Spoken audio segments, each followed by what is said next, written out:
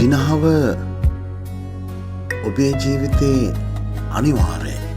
අනිවාර්යයෙන්ම කරගන්න. සිනහවට ඉඩක් හදාගන්න. මිනිස්සුන්ව වට්ටන, මිනිස්සුන්ව රවට්ටන්නට, මිනිස්සුන්ව අධෛර්යමත් කරන්නට, මිනිස්සුන්ව අපහසුතාවයට පත් කරන්නට, මිනිස්සුන්ව ලැජ්ජාවට පමුණවන්නට නෙවෙයි සිනහව පාවිච්චි කරන්න ඕනේ. ඔබේ සිනහවකින් පුළුවන් වෙන්න ඕන තව කෙනෙකුව නැගිට්ටවන්නට, තව කෙනෙකුව දිරිමත් කරන්නට, තව කෙනෙකුට ඊළඟ පියවරට යන්නට අඩිතාලමක් දෙන්න ඔබේ සිනහවෙන්. ඔබ දන්නවද? මිනිස්සුන්ට හිනා වෙන්න හේතු නැහැ.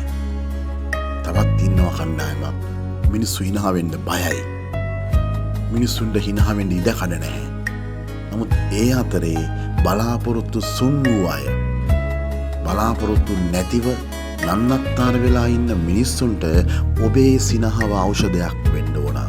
ඔබේ සිනහව සුව සහනය අරගෙන එන්න ඕන. එහෙමනම් උත්සාහයක් ගන්න. දවස ආරම්භයේ පටන් දවස අවසාන වෙනතුරු ඔබේ සිනහව, ඔබ දැනුවත්ව හිනා වෙන්න, තව කෙනෙකුව ඉදිරියට තල්ලු කරගෙන යන්නට ශක්තියක්